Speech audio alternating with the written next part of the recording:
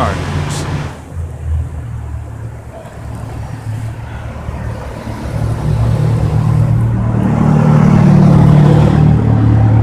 It says, verse 5, it says, mortify therefore your members which are upon the earth, fornication, uncleanliness, inordinate affections, evil concupiscence, and covetousness, which is idolatry. God, mortify them, kill them, all right?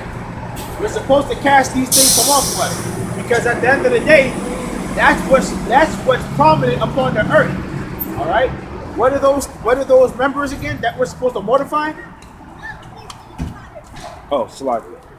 Verse 5, Colossians 3 and 5. Mortify therefore your members which are upon the earth, fornication, uncleanliness, inordinate affection, evil concupiscence, and covetousness,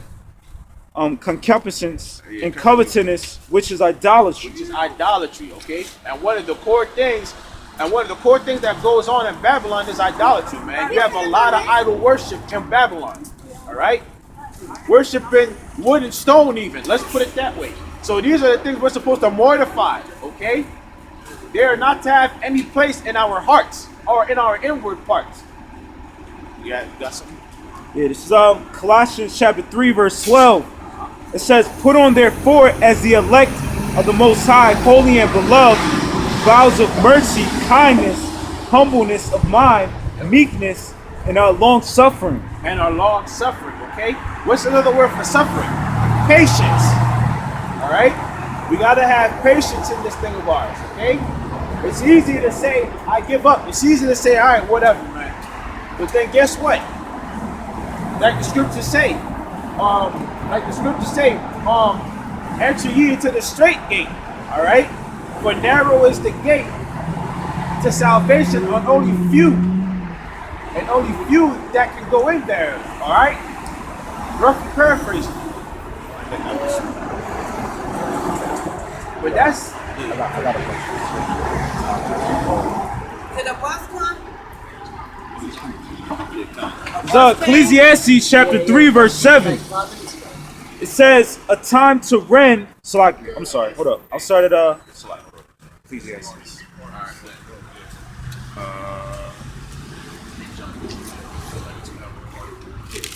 Last Friday, so give it to me out. Ecclesiastes chapter 3, verse 1. It says, to everything there is a season and a time to every purpose under heaven. That's right. Yes, they is. Exactly. There you go. To everything. Do that again. It says, this is Ecclesiastes chapter 3, verse 1. All right. It says, to everything there is a season and a time to every purpose under the heaven. All right. So with that being said, we need to basically take stock of the season that we're in. All right. To everything there is a season. To everything there is a beginning and there is an end. All right. So we're supposed to be taking stock and being mindful of the time that we're in right now. Yes. Continue. This is verse 7. It says, a time to rend and a time to sow, right. A time to keep silence and a time to speak. A time to rent, a time to sow, basically a time to set things aside, set things apart, and a time to mend, a time to bring things together. Right now, we're in the time of to rent. All right. There's a lot of things we gotta put to the side. Like we already had read the scripture about mortifying our members here upon the earth. You see what I'm saying? So we gotta have the thought process of certain things we can't be indulging in. All right, because the times now are dangerous, and the days to come are gonna be even more so. Continue. Yeah, it says. Let me read it again. It says Ecclesiastes 3 and 7, a time to rend and a time to sow, yep. A time to keep silence and a time to speak. And the time for us to keep silence has ended. All right? It ended in the 1960s, so to speak, when the Lord raised up Abba Bivens to start pushing this truth. If you want to go ahead and add to that too. Yeah, but basically, what I was gonna get into is the fact that you have to in this truth, you got to be able to have self-control and all that. You know what I mean? The spirits. This is actually a lesson or whatever. I went through these precepts right here, but basically, you know, you got to know when to how to conduct yourself. You know, that's a big portion of this truth or whatever. You know what I mean? You can know, you know, history, you can know prophecies, you know, you can know the different aspects of the scriptures, but one thing you gotta do is basically like, you know, self-control. So you gotta know when to say things. Like this chapter right here, Ecclesiastes, third chapter, is talking about, you know, timing of doing certain things. So right here it says a time to keep silence and a time to speak.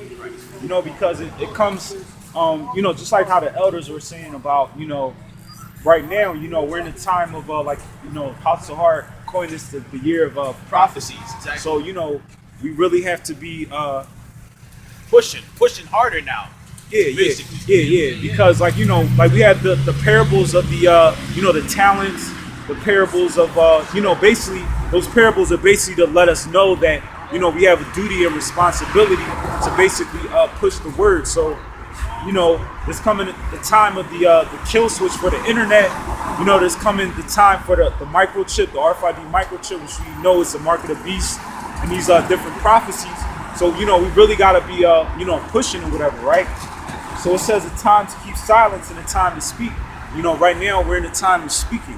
And basically, you know, you have brothers in the truth, just like he was saying, but, you know, it's, you know, like sometimes it could be, you know, you got to pray, you got to meditate, you know, to come up with these topics or whatever to do videos and stuff on. But at the same time, you know, you should, you know, we know that, you know, we have a responsibility as prophets or whatever. It's like, you know how you have Esau, he might have the news anchors or whatever. They got to come up with news, go do research and find things to talk about. So, you know, in this truth, you know, you got a lot of plethora of things to talk about. So we got to be in that same, you know, mindset or whatever. So, you know, there shouldn't be any like murmurings or whatever about why, you know, how that's really asking for too much. Because I mean, it's really, in reality, I mean, it's really not asking for too much. So, you know, you gotta, you know, whenever a situation comes up, you know, you gotta go with the spirit. You gotta be spiritual. You gotta think about things before you say them or whatever. You know what I mean? Because some things you say, it could be hard to take back or damage, you know what I'm saying, your reputation or whatever. So you gotta be selective on what you say. You gotta have discernment. You gotta be you know, circumspect. And you know, I mean, so I'll go to the next scripture. This is James chapter 1 verse 26. It says, if any man among you seem to be religious and bridleth not his tongue, but deceiveth his own heart, this man's religion is vain. And you know, you have so you know, you got guys that you know, we think are like spiritual or whatever, but, or you know, they may put on an Israelite garment, they may go out and teach or whatever, but you know, you got to know how to conduct yourself. So like I gotta go. You know, so like James 1:26, if any man among you seem to be religious and bridleth not his tongue, but deceiveth his own heart, this man's religion is vain. So you gotta be able to control your tongue. You gotta know what to say. You gotta know when to say it. You know what I mean? That's an important thing in this truth. very much so. Absolutely. And you know, if somebody's trying to correct you or tell you something that's gonna benefit you, you know, you gotta be able to like listen. You gotta be able to examine yourself. That's one big thing that we talk about in this truth. You know what I'm saying? Is examining yourself. That's what the Apostle Paul in Corinthians was basically saying. You know, you gotta be able to examine yourselves whether you be in the faith. God, you know what I'm saying? And it's funny, and that's spiritual that the brother said that too, because in this truth, the Lord has also put men over us, okay, to watch over our souls. All right, that's legitimately their position. That's legitimately their place. That's their lot. You know what I'm saying? When we give double honors to the elders and apostles of Great Millstone, we don't do it just to be doing it. All right, that means we believe in our heart of hearts that they were set up to be over us. And that they are the ones that are going to basically feed the flock, and they have been feeding the flock. And we should not be slack in wanting to blow the trumpet. All right. The scriptures plainly say, if we do not blow the trumpet and the city is overtaken, the blood is on our hands. And so now we're in the time of really blowing that trumpet. Because like the brother just got saying, the kill switch is about to get flipped on this internet, on teaching out on the streets. All right? All of these things are getting ready to be done away with. All right? The famine of the word, that's coming. That's an actual thing that's coming. All right? So we got to conduct ourselves accordingly based on the time that we're in. All right? This is Proverbs chapter 17, verse 27. That's it. It says, he that hath knowledge spareth his words, and a man of understanding is of an excellent spirit.